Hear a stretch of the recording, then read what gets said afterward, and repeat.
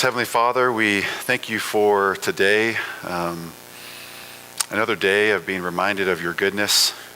As we gather, we ask you to teach us, to guide us in all truth, to feed us from heaven, from manna from heaven, and that you would really lift our souls, lift our hearts to you as we contemplate your creation, and not just your creation, but how you have instituted government and the civil magistrate, how they are to be ordered after your laws and not their own. And we pray this in Christ's name, amen. This is extra wobbly today. Okay, before we get started on the confession, we have a new table talk just to bring your attention to. This month is on Christian sexual ethics. Obviously a very needed topic to address today, given all the topsy-turvy nature of what the world says about that. Also, a couple other things. There is a article on Job in here. It's the last article on page 72, Christ in the book of Job, or the shadow of Christ in the book of Job. So take that. I'm sure he's saying good things, like hopefully I am. And then there is also the daily devotionals in here this time, as they're going through that systematic theology category. It's on angels, the doctrine of angels, and the doctrine of man and sin. So plenty of happy things to learn in there. So, okay, we are in chapter 24. Wow, that is terrible. Civil government. And we could probably think back to just a few years ago and remember how we have benefited from what does the Bible say about civil government, especially when that government tells you how to live very micromanagedly.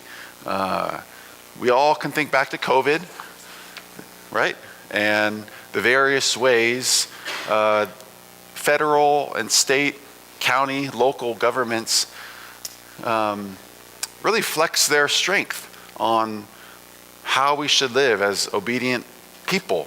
And of course, the Christian had the problem of, well, I'm told to submit to the government, but I feel like the government's kind of being hypocritical. And in other areas, the government seems to be hostile to my Christian faith. So what do I do there? What does the Bible say? And we turn to the Bible and we see, wow, well, Peter, Paul, they talk about submitting to the government while the government is trying to murder them. So it almost didn't even really help. However, there is much to learn and gain from this chapter. So our three questions: who establishes civil authorities and for what purpose? Can Christians serve in government capacity? And should Christians submit to the government? Again, these are all historically rooted. The last few chapters on Christian liberty and liberty of conscience, lawful oaths and vows, this one on the civil government, these are all, they're all very much impacted by the historical situation of what's going on there, but these even more obviously. So, civil government. Who established the civil authorities and for what purpose is what the first paragraph deals with. And it says, God, the supreme Lord and King of the whole world, has ordained civil authorities to be under him and over the people, for his own glory and the public good.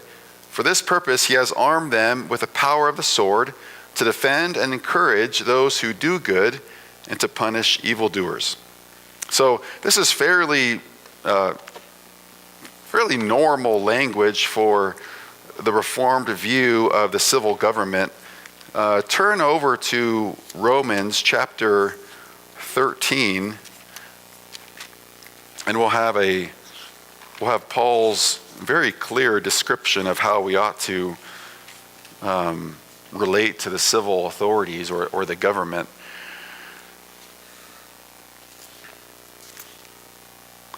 Romans 13, we'll just read the first four, actually probably the first 5 verses. Let every person be subject to the governing authorities, for there is no authority except from God, and those that exist have been instituted by God. Therefore, whoever resists the authorities resists what God has appointed, and those who resist will incur judgment. For rulers are not a terror to good conduct, but to bad. Would you have no fear of the one who is in authority? Then do what is good, and you will receive his approval, for he is God's servant for your good. But if you do wrong, be afraid, for he does not bear the sword in vain. For he is the servant of God, an avenger who carries out God's wrath on the wrongdoer. Therefore, one must be in subjection not only to avoid God's wrath, but also for the sake of conscience. Okay, so just kind of open it up here. This is a kind of a watershed passage along with 1 Peter 2 and some things in chapter 3 of how we relate to the civil government. What do we learn? What are some major things, major takeaways Paul is proving here in these several verses?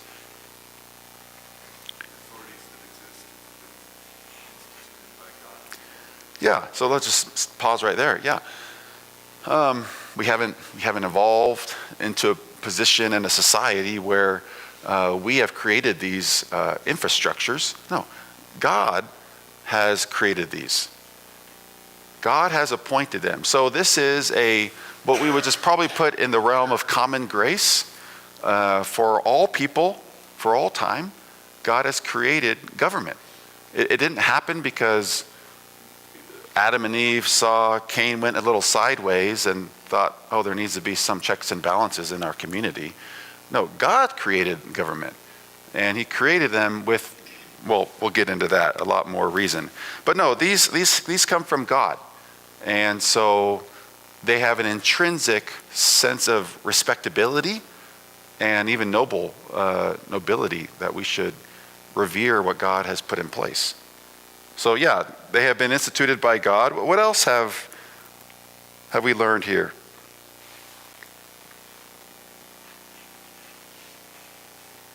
Trevor? Oh, go ahead, Trevor.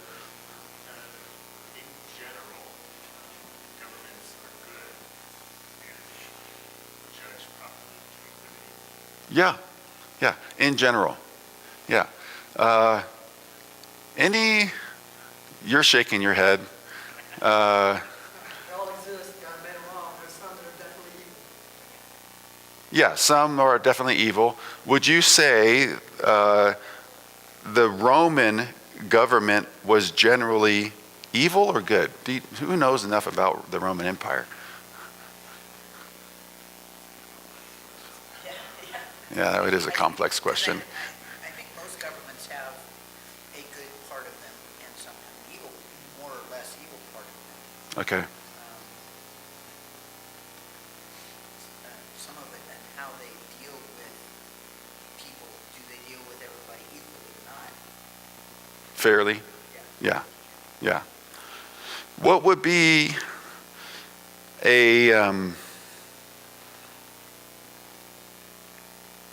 be a problem in the sense of saying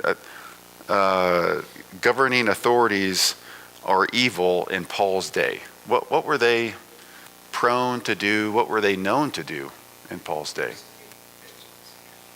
Yeah. Paul, are you telling me I need to submit to the one that wants to kill me?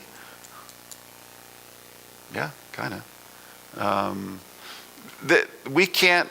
I'm not going to get into just rebellion, right? A rebellion, a revolt against government that would be just. That would take probably weeks to create and unpack. But I think what Trevor is saying and what is proven right out of the text is, generally speaking, they are set up to protect good and punish evil, and they do that, but they do that with some partiality. They do that with some flaws, And they do that sometimes setting up their own definitions of good and evil, but they still carry that out. Yeah. I was just going to say, when David is constantly conflicted with the fact that Saul is a terrible, evil ruler who's Yeah. after his skin, and yet David is given opportunity after opportunity to take vengeance and doesn't, because he Yeah. believes that's the Lord's due. He believes the Lord is the one in charge of that. Yeah. And yet he doesn't say I shouldn't flee, that I Mhm. shouldn't be diligent to save my life, to take matters that God gives me Mhm. and use them for, safety. Yeah. But he does not take the matter of taking someone out of leadership that God has put in leadership. Yeah. That's not lightly taken. And also, something that struck me in the passage is that the matter of being judged and having a conscience. And if there weren't any civil government, if there weren't any kind of, obviously law is written on our heart, but the law carried out by civil government does have an effect on Yeah. culture and what's right and wrong. Yeah. And they know that there is a right and wrong. Mhm. And that's crucial to them. Yeah, we're going to get into that later, especially on the matter of conscience. Yeah, so it's instituted by God. Generally speaking, yeah, there to protect good, put down evil. What else is this passage telling us?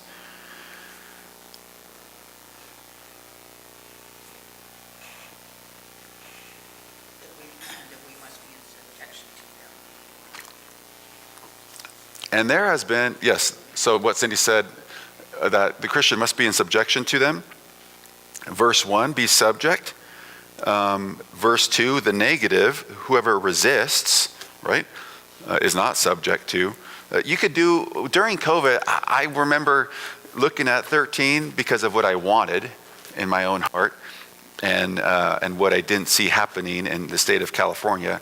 I was doing word studies on what does it mean to be subject to, what does it mean to resist, and you can go a lot of places there, and probably resist is probably most clearly it's not just a protesting, but it's almost a taking up of arms. There's in fact, there is definitely a military type resistance that employed by the word, but it might be more than that as well. And then you have subject. So am I just a pushover? Does the government tell me to do everything? Do I just kind of lay down and do anything and they tell me to do everything I should? I think there's a lot of gray area on what does it mean to be subject to the authorities and not resist them. And so we won't discuss all of that today, but yeah, that is another one we'll get into. So there's also Acts 5:29. Peter and John say we must obey God rather than man. Yeah. So there does come a time to say we can't do that. Yeah, and I guess just to kind of going forward, we're going to hit on these things and we'll cover them in detail later on. I think I even have Acts 4 and 5 in my notes here to talk about. We have another main point in this passage is that the government has what Paul says the sword, or the power of the sword. What is the power of the sword? Punishment. Yeah, it is. Imbued with, it is granted authority by God to punish evildoers. And that punishment might go, it has degrees, and it will go eventually to death. So yes, the power of the sword is in the hand of the government, but it's been put in the hand of the government by God. Okay, so just generally speaking, God reigns over all, and his common grace and his love for all is revealed in establishing governments. That we are just not like Lord of the Flies throwing rocks on Piggy and just like destroying everything we want to do. No, there is a check on, and if you haven't read Lord of the Flies in a while, I haven't either. That just stuck with me since high school. There's a check on society's anarchy and just out of controlledness that they will do because of the government. Now we may look at that and say, well, that country clearly is out of control given what they do to women in the Middle East, or what they do to people of the other faith, or whatever it may be. But there still is some level of control and stoppage to complete anarchy, even though we don't agree with the means and the motives why. It says we are, or the government is under God and yet over people. So is the government chief and sovereign? No, it is under him, and yet it is over the people. And they are not autonomous, but they enforce good and evil as defined by God. We do not get to define good and evil. The government does not. Even the government of the people and by the people do not define what is good and evil, but God defines what is good and evil. Thinking that's where governments get into trouble, is when they Yeah. try to define what is good and evil. Yeah. And, when is murder, murder? When's life, life? When's murder, murder? Yeah, all of that stuff. When's a person, a person? What? When's a boy a boy, when's a girl a girl? I was just going to say, when a woman is a woman, or a man is a man, or anything like that. And you go off the obvious, not only biologically, but scripturally, and you get into all sorts of craziness.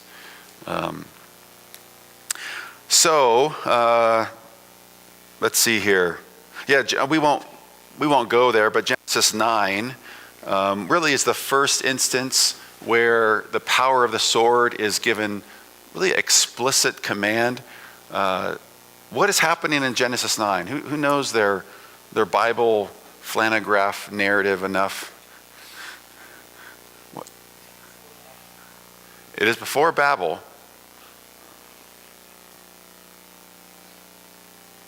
Someone makes a boat. Yeah. So Noah makes the ark, right, by God's command. And the ark floats for a little while. The waters reside.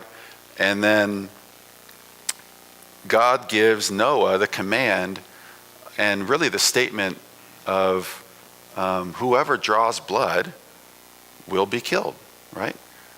For life is in the blood. And so and because it's given to Noah, because it's given to a new world, so to speak, right? It's just Noah and his family members and the animals that survive being on the ark. This is a new creation, so to speak. And so this goes to everybody, not just Israelites, but to all of mankind.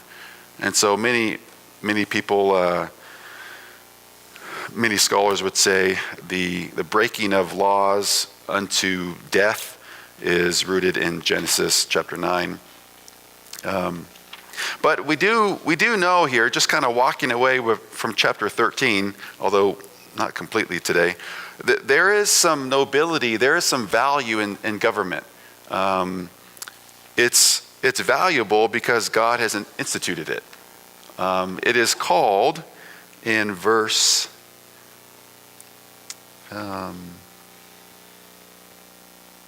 4, God's servant. God's servant. If you're reading the Greek, you would have no, other than context, you have no understanding of this servant being a deacon or the government, diakonos. It's the same word. The civil government is God's servant for good. And we can see, though, that even though that is what God has intended, how far we have fallen from that divine intent and how much he has allowed that.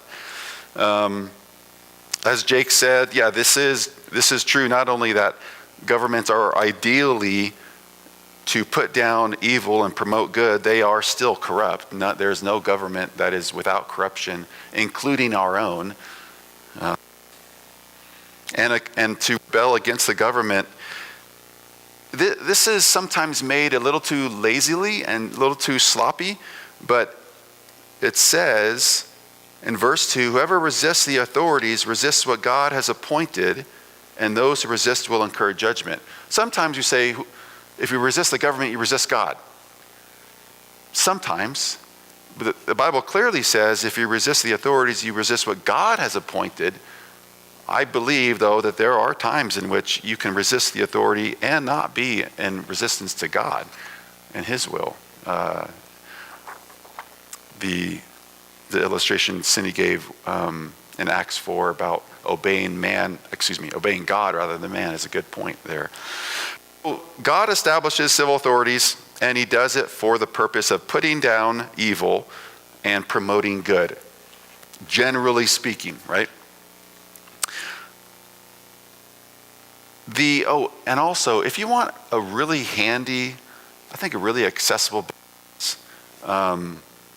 read David Van Drunen. He has written a lot about the civil government, and I think just really easy to read, really easy to follow. He has scholarly work, but he has a little book, I think, called Natural Law, and that would really go in hand with what we're saying here. Natural law is just simply law that all mankind understands to some degree, right? Taking a life, killing your king in the village, or there is a moral law that everyone submits to, even though that changes from society to society. Okay, any questions so far before we get into the next question? Can Christians serve in government? And now we're kind of getting into the historical backdrop. Although, the historical backdrop is clear in in paragraph 1, because what do we know about the Reformation in England? I should probably browse books. That would be a nice little handy book for history on the Reformation in England. England was Roman Catholic, and it gets splashed with some Reformation news, right? And they go to the Church of England, which is Anglicanism. It wasn't that smooth. They go from Anglicanism, Rome, Protestantism, Rome, and they go back and forth. They settle on Anglicanism, settle on Church. Our English Baptist kind of forefathers, they're in that English Church of England context, that Anglican context, and they're saying there's been good change, there's been good Reformation, but we need more Reformation. You're still a little too Romish.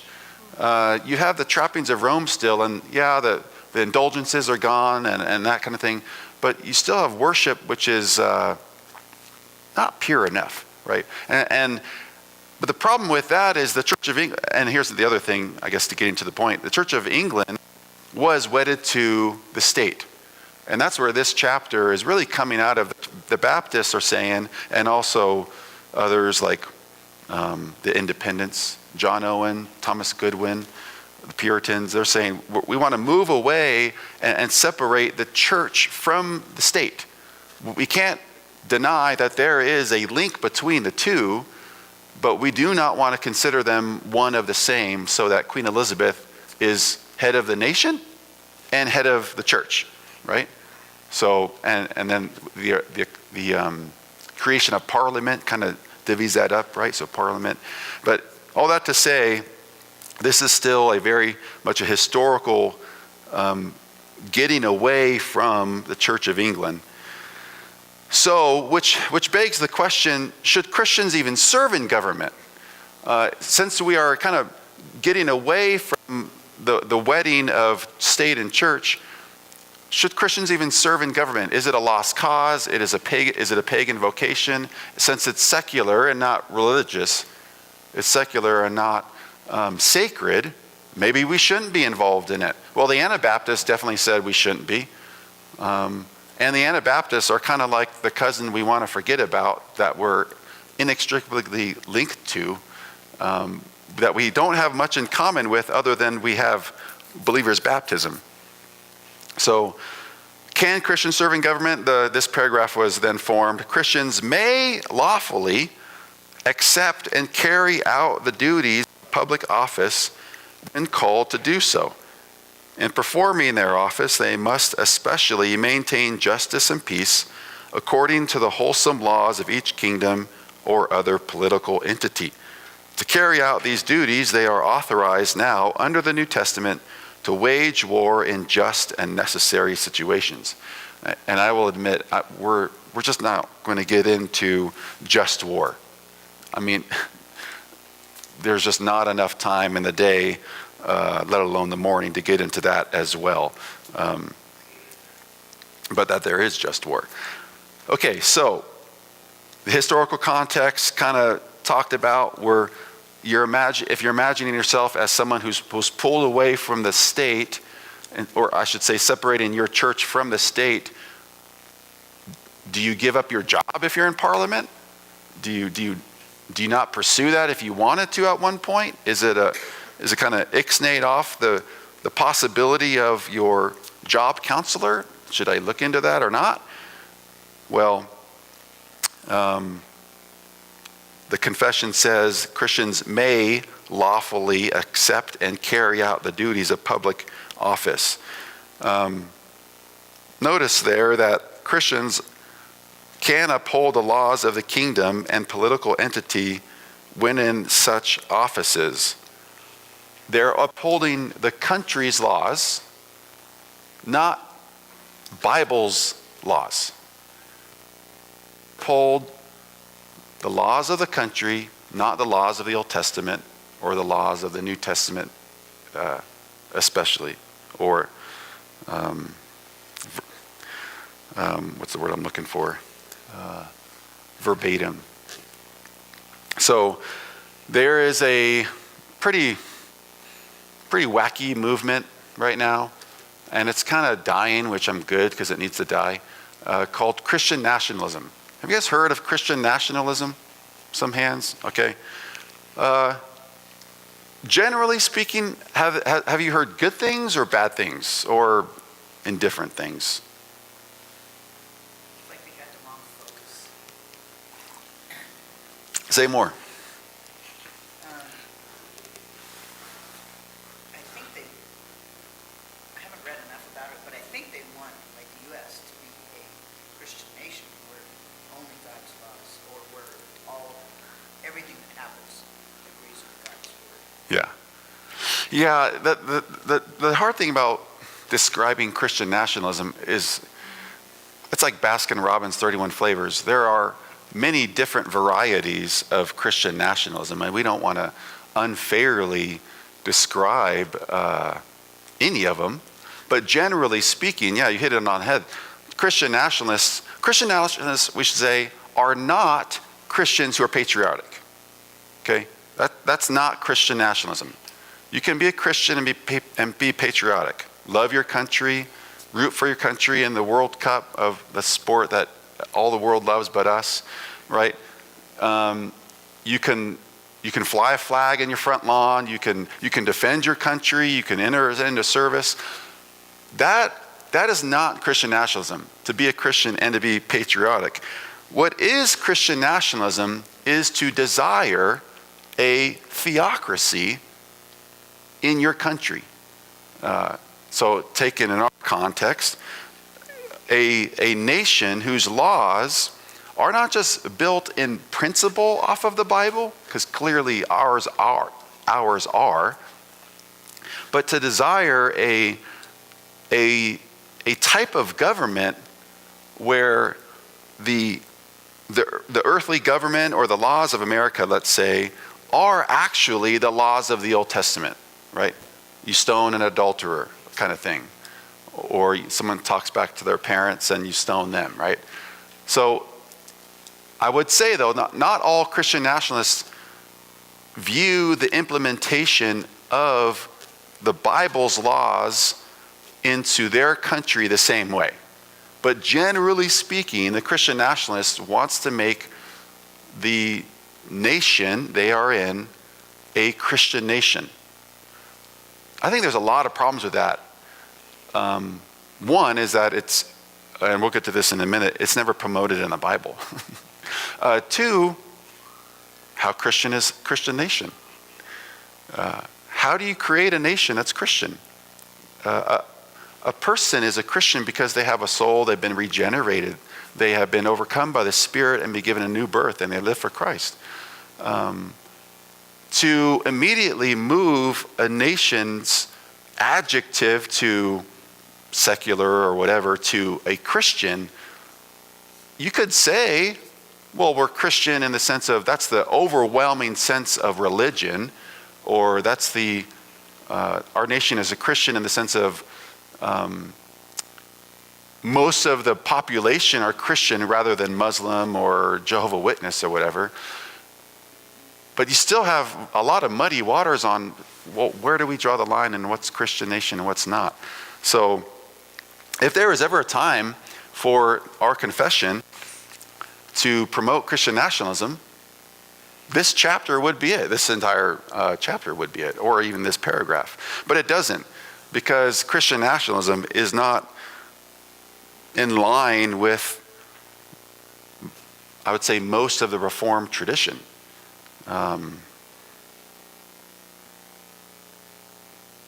Any other thoughts? I'm really curious because it's so, it has its tendrils in so many places.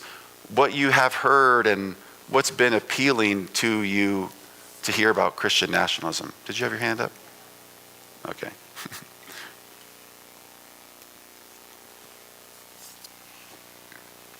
The appeal is that you would have a place to live where everybody was a believer and all on the same path. Yeah. But you can't do that in the world today, unless you started over someplace. You can't take a nation like ours. Yeah. Based on Christian principles. Not everybody is a Christian. Yeah. So you can't force them to follow Right. us because they don't have the change heart. Yeah. What's, I'll get to your hand in just a second. What's inherent in the formation of our own country is the right to worship how you see fit. Now that didn't just, I'm glad Jeremiah's not here. I'm sure other historians would correct me. That doesn't come from Jefferson or any of these guys, Washington or whoever. That comes from the Bible, because the Bible says people worship according to their own desires, and in a sense, they're free to do so. They're wrong, right? They're idolaters, but we are not permitted to force that. Now, did you have a hand, Sarah? I guess, well, I had two thoughts. One is more, I guess I have a lot of argument thoughts about Christian nationalism, but I could see it being appealing in the sense that there's justice in the terms that we understand justice as. Yeah. And I think that, especially in the United States, where Christianity is the newest, in sense of we're the newest Christian-born nation, and Christianity was stronger here in the beginning of our nation. I can understand how our sense of justice might take over and be like, but isn't that nice to know that things that were wrong are not permitted? You know, I guess my arguments are just like, well, one, God did not promise heaven here on earth. And to try and force that or imagine that or make that a reality is going against God. And the other is, we're the church, we're not the nation. He Yeah. calls us the church. Yeah. Yeah. Yeah, so good points. I guess getting away from Christian nationalism just for a second, our confession says that Christians may lawfully accept and carry out duties of public office. You can, you don't have to. You don't have to go into the ministry of the state. But they perform their justice and maintain the peace according to the wholesome laws of each kingdom. So a Christian in their secular governmental capacity enforces the laws that are of the nation, not from the Bible. Now, in our country, we have a process where you can create new laws, and you may want to champion a law that is actually a lot more biblically aligned and based. But not all countries are like that, right? But nevertheless, it says in the last one there, to carry out these duties, they are now authorized in the New Testament to wage war in just and necessary situations. On that one, turn over to Luke 3. This is a really interesting passage because of what is going on. Luke 3:14. This kind of goes along with the question of, are Christians commanded to be pacifists? Right? Are we commanded to be pacifists? Can there be just war, necessary situations?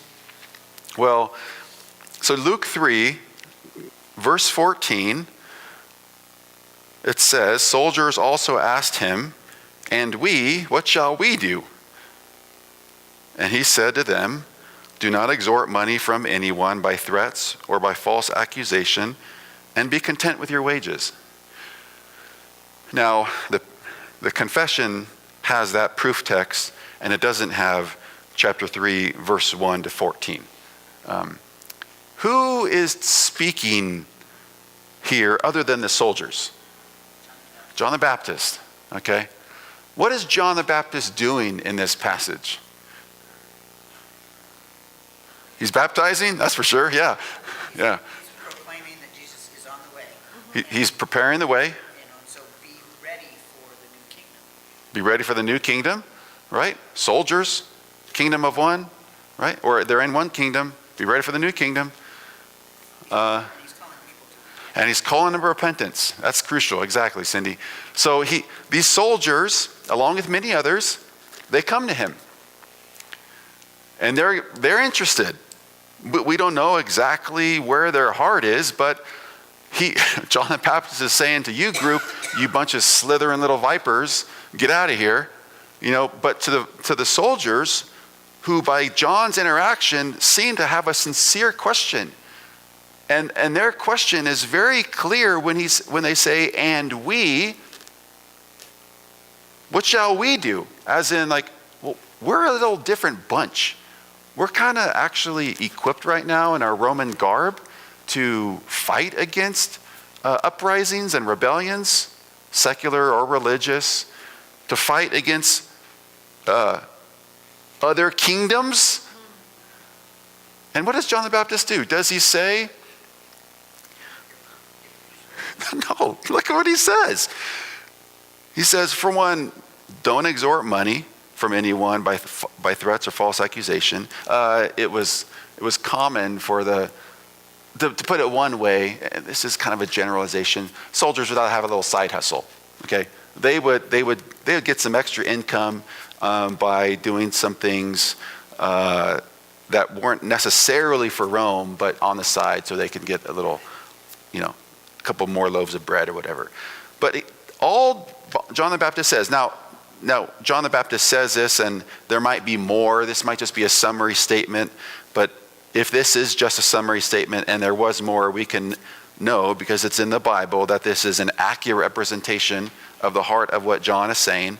Don't extort money from anyone by threats or by false accusations. So don't go shake down the tax collector or shake down the fisherman because of whatever reason, but be content with your wages, okay? Be content with your wages means remain employed by Rome and don't lay down the sword now that you're a believer. So the Christian should be a pacifist?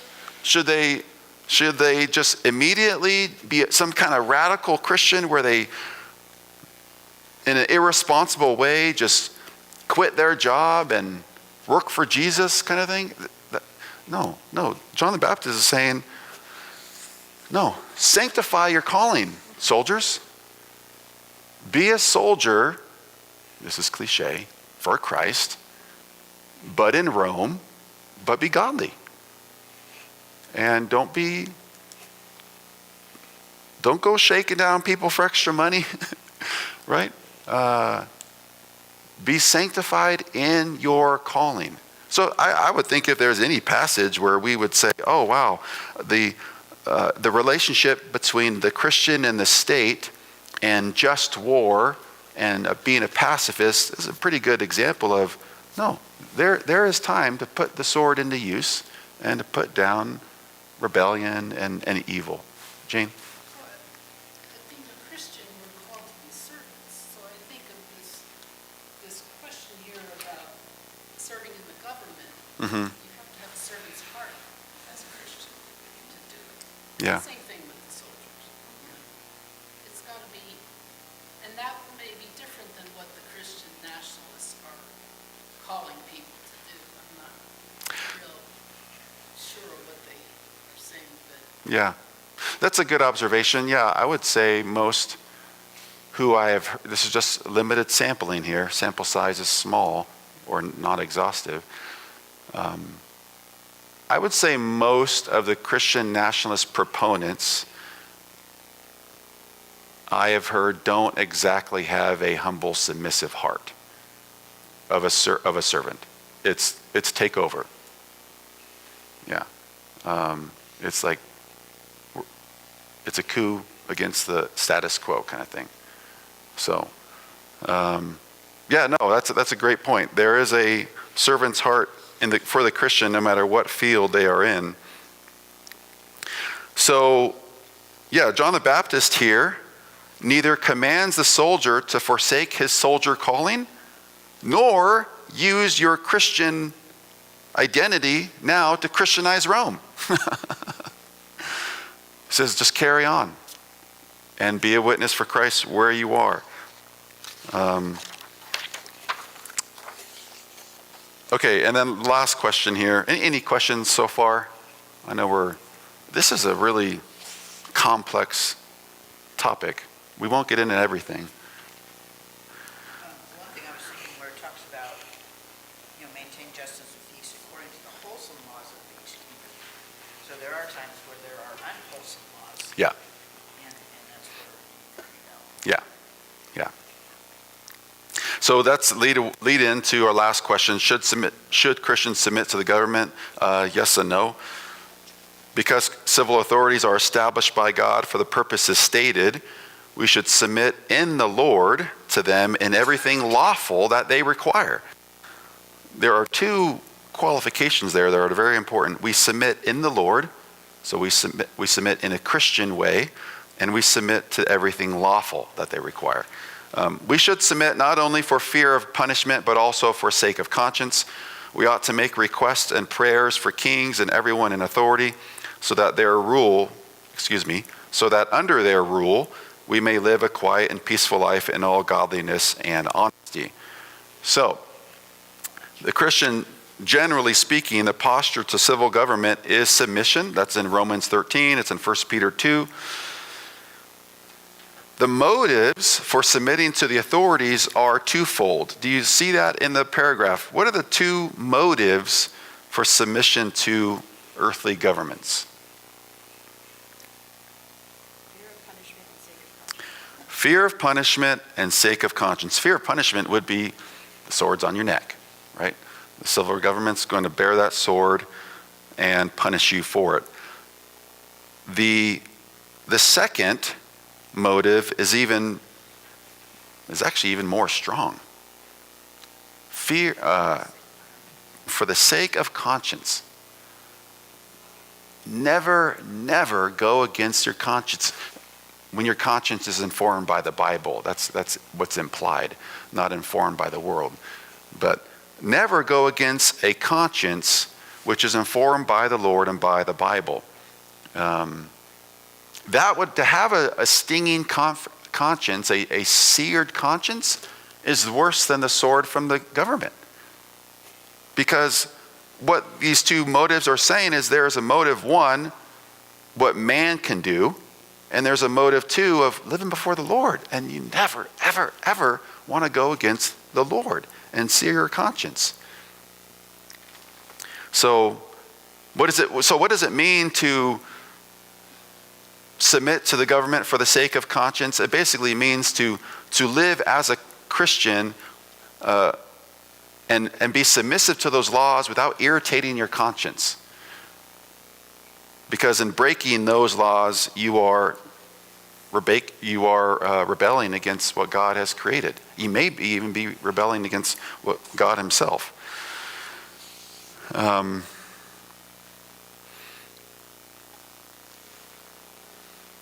already mentioned there, however, submission is qualified by lawful requirements. So does that seem like there is an out for the Christian, that there is lawful resistance? Yeah. Is that a hand? Yeah, I had a question about the word lawful. Does that refer to like the laws of the government, or does that refer to God's law? God's law. Yeah, great question. Yeah, does the law lawful refer to God's law, God's standard, or the government's? It'd be God's law. In fact, there's a few times in these paragraphs where good and evil, lawful, unlawful are mentioned. And I think they're almost always mentioned with God's standard of good and right, good and evil, not the civil government. So here are some examples of lawful disobedience. Midwives in Egypt feared God instead of Pharaoh, and let a bunch of babies live, Exodus 1:17. Daniel, he has his faithfulness to Yahweh, not Nebuchadnezzar. Gets him in some hot water, or a lion's den, or hot furnace. The apostles in Acts 14 and 5:29 say we must, why don't we go there? We must, and Acts 4:19.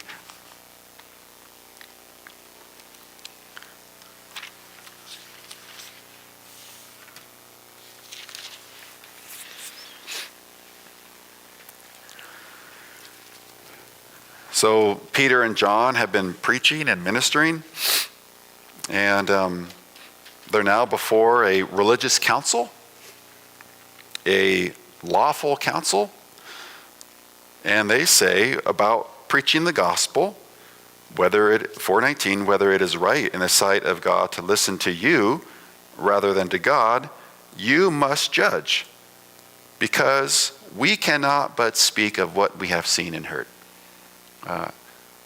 So are they just supposed to be a pushover pacifist? Whatever you say, religious entity, government entity, we're going to do what you ask. No, they say, no. You have serious religious executive overreach. You cannot tell us to not preach the gospel. And then go the next chapter over to 5:29.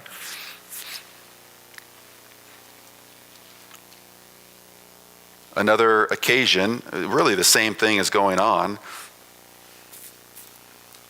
Peter and the apostles responded, we must obey God rather than men. Now, they are setting a clear precedent that they are remaining obedient to God before anyone else, but is there anything within their language or within their demeanor, their actions, where they're really like goading the government and sticking it to them and almost purposely trying to irritate them, that we saw many people do and still do? No, not at all. They respect their authority, but they also say your authority ends, and it is not absolute.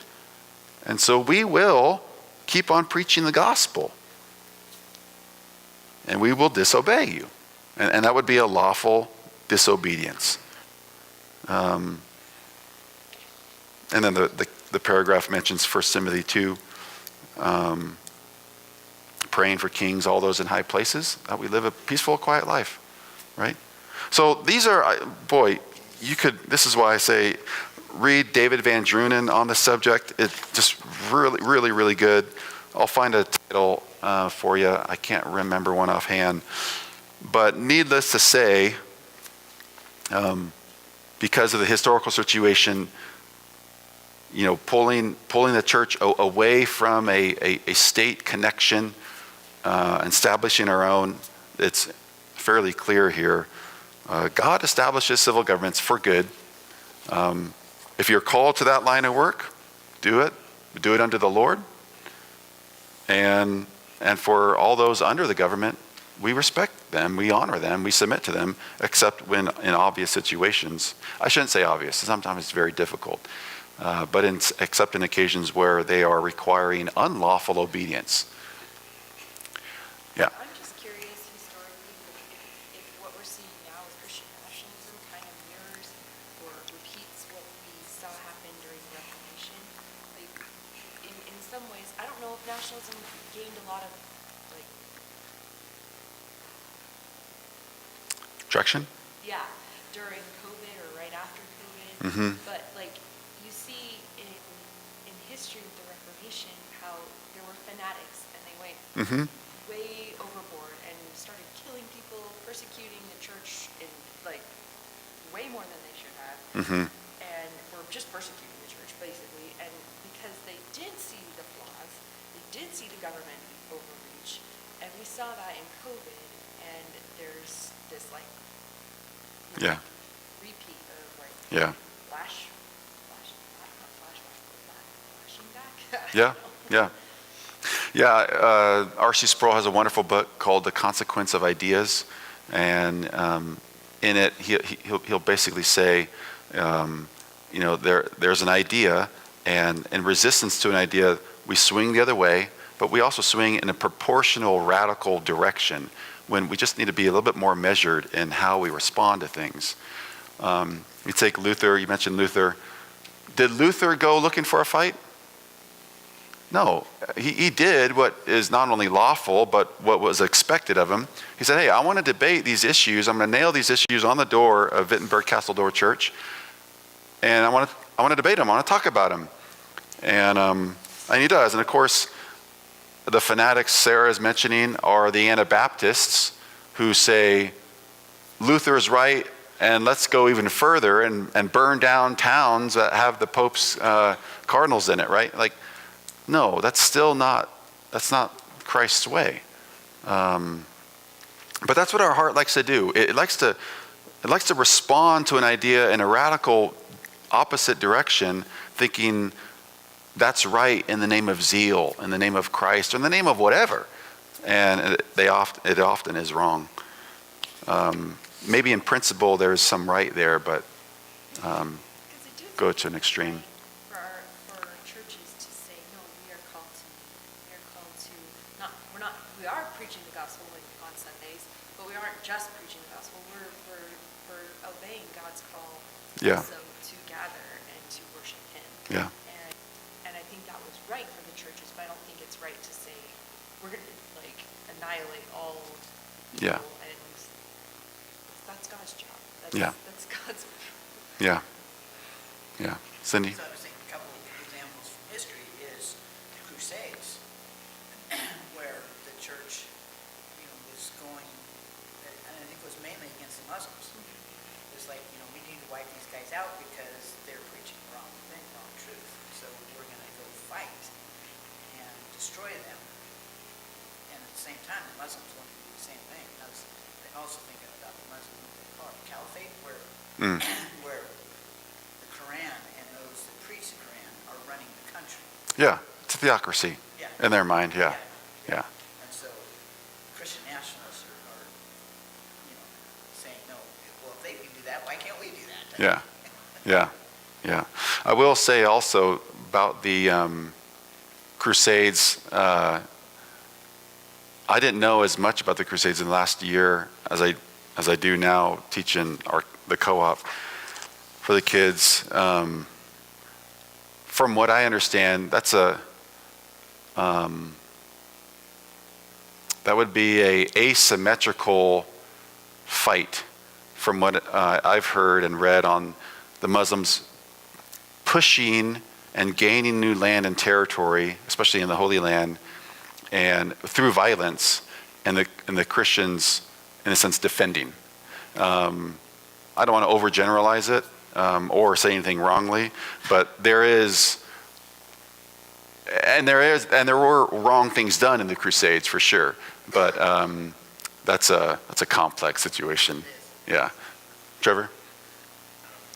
I would say the direct historical events that the writers of the Confession probably would have thought of would be the English Civil War, which only happened a decade or two before this, and in a sense was an outpouring of Christian nationalism, where radical reformers came in and said, okay, we're going to set up an entirely new government. Yeah. That's going to be run by Christian principles. Yeah. And then it didn't work out, and the whole government was reinstated. Yeah. That's probably Very much on their mind. in the rear view. Yeah. This chapter. Yeah. Great point. The English Civil War.